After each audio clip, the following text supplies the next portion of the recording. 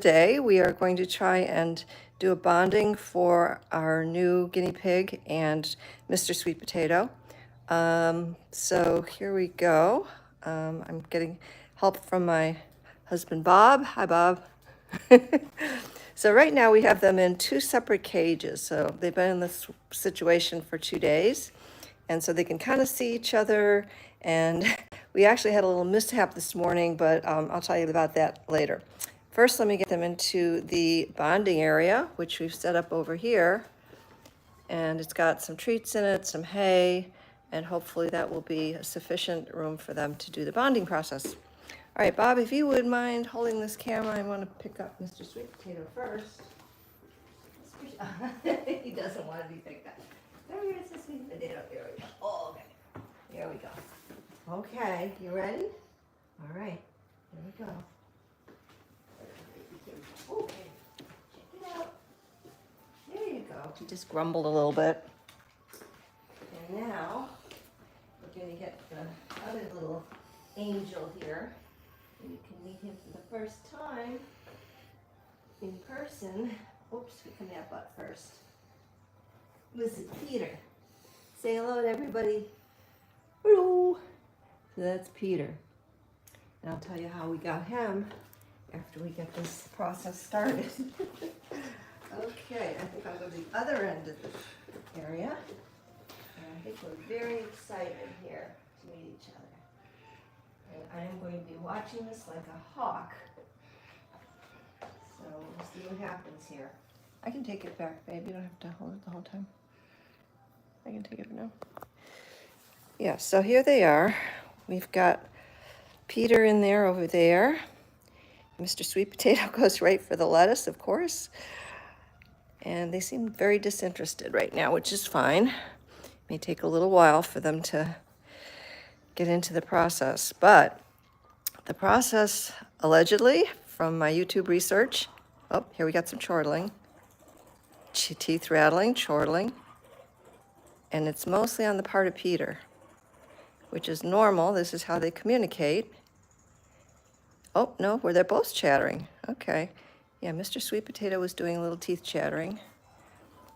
And if I have to drop the camera and get in between them, I have a nice little soft thing to try and not get bitten with.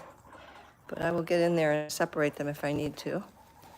But this is very normal according to my research on the internet, which is, who knows, normal behavior. And this can go on for quite a while, off and on. So they're talking to each other, and eventually one will be the dominant of the two, and the other one will be more the submissive. And it's just something that they work out, allegedly, between each other, and hopefully without any kind of bites or injuries. So that's why we have everything set up the way it is.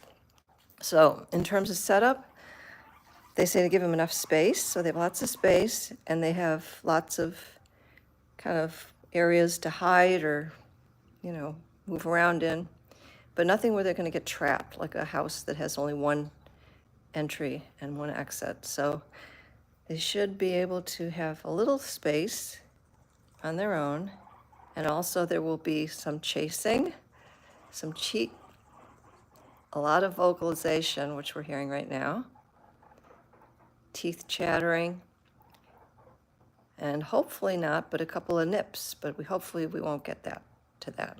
That was where we draw the line, where there's any kind of potential injury. So hopefully this will be one of the good cases where it only takes a couple hours or a day. But as I say, some people say it can take days, weeks, and sometimes even months to really become totally bonded. So obviously this live can't go for 2 months. I just wanted to kind of give you the introduction here as to what's going on in Mr. Sweet Potato's world. His eye is here. His eye is in the hole. There he is. There you are. There's his little eye. Yeah, that's his new tunnel. He really likes that tunnel. It's a new one. We just got that.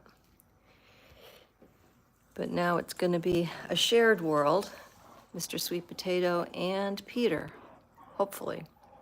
And if this doesn't work, if they don't bond successfully, I'll likely keep them together, but in separate cages so they can see each other.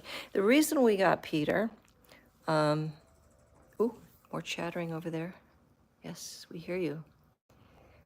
The reason we got Peter was because Mr. Sweet Potato wasn't really as active as he used to be in the afternoons. He was doing a lot of napping, and it's very important for guinea pigs to get enough exercise because they are 99% digestive creatures. They're always digesting food, and when they lay around too much, it's not good for their digestive system and their overall health. They're social creatures. So, oh, going for the hay. That's a good sign. We're relaxed enough to grab a little hay on the way. Yep, there he is. There's Peter. Oh, yeah, here. It's good when they're eating because it means they're calm enough to satisfy themselves. And it's funny because this is on a conflict resolution channel that we teach conflict resolution to kids, and this totally is conflict resolution. Basically, we're facilitating their discussion with their language, guinea pig talk. And, you know, we want to make sure first that they're, ooh, here we go. We have a confrontation in the tunnel. Drama in the tunnel.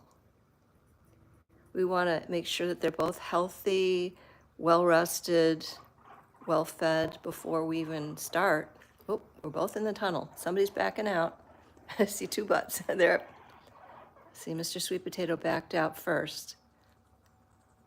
Andy's chattering, but that would indicate an early indication that maybe Peter will be the dominant, but maybe not.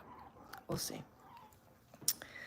So we have to make sure that they're very healthy and happy before we even start the bonding process. So they've both, you know, they're all healthy. And we actually got Peter from the rescue just a couple of days ago, 3 days ago. So he just had a health check, and Mr. Sweet Potato, he's doing fine. So it's just like mediation. You know, you don't want to mediate with people or parties who are in their worst possible state. As mediators, we try and ensure that the people are, you know, comfortable, hopefully well rested, although they're often not, depending on the situation.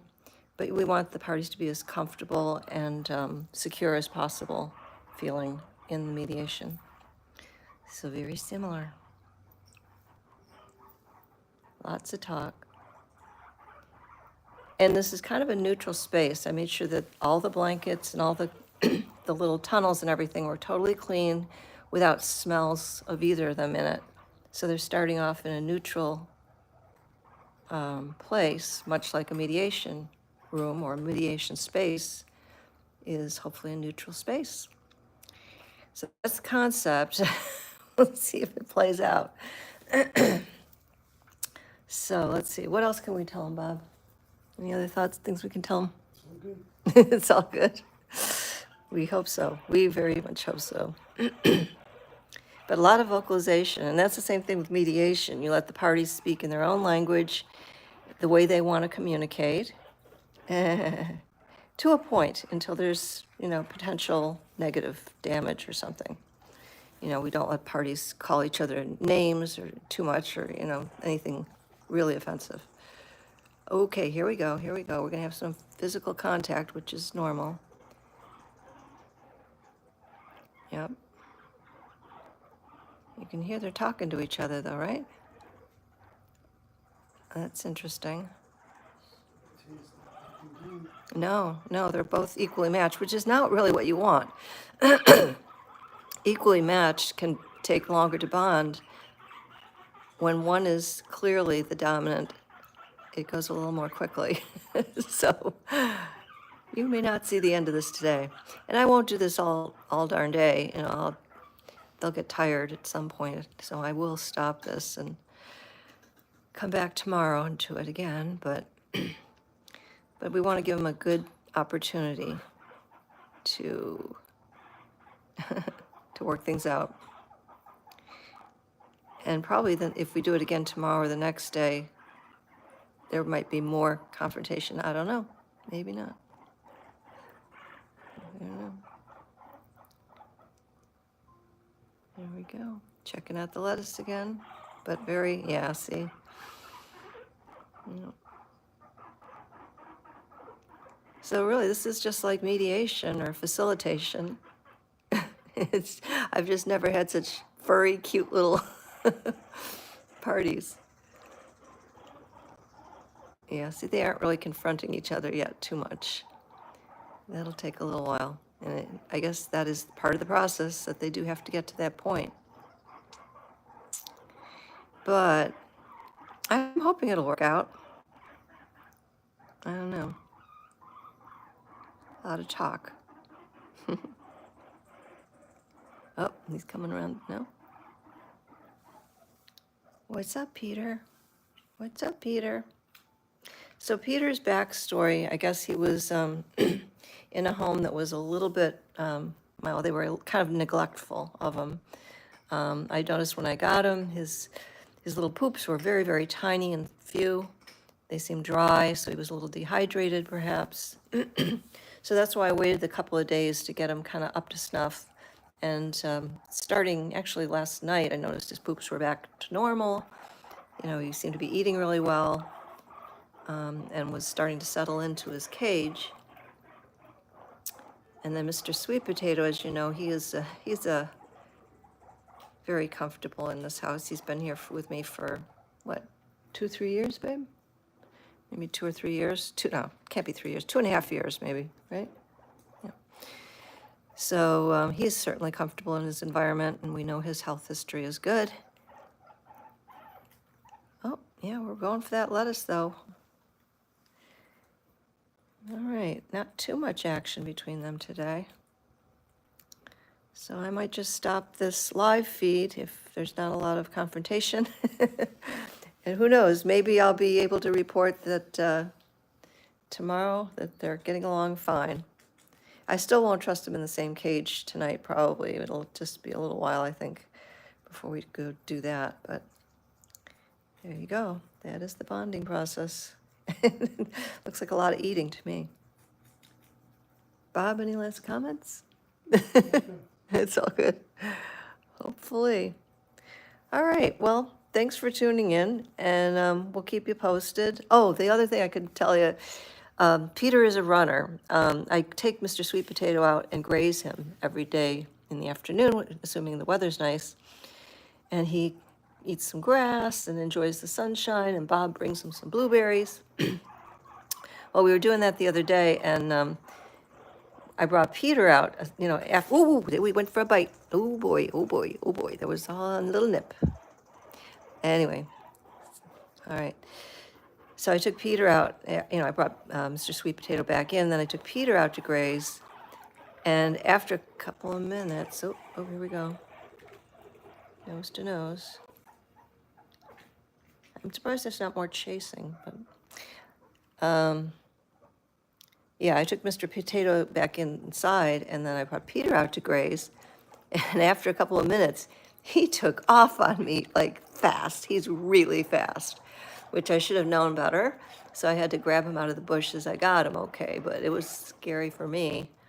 But now I know he is a runner. So whenever I tape anything outside, if Peter's involved, he's going to have these CNC cage grids all around him, because I can't take that chance again, ever, because once a runner, always a runner. I discovered that with a rescue dog once, right, babe? So, all right, so I think that's about it. We're coming up almost on 15 minutes here, and no real action except for a couple of confrontations and a small nip. Where'd you go? There you are. So I guess I'm going to sign off for now. And I'll stay with these guys probably as long as they look like they're benefiting from it. And then we'll see. I'll give you an update. So thanks for tuning in. Oh, wait. Let's see. Oh, let him do it. Let him do it. See, I want to jump in there, but I can't. I'm not supposed to. No, I'm all right. Well, all right. Yeah, maybe you should. Okay. Yeah, let him chase. Let him chase. See, we want to let him. But see, Mr. Potato's not cracking down. interesting. We had the beginning of a little chase there, but then it stopped, so. And it's very hard, oh, he's coming up from behind him, no. It's so hard for me not to jump in there, but I gotta sit on my hands and not do it.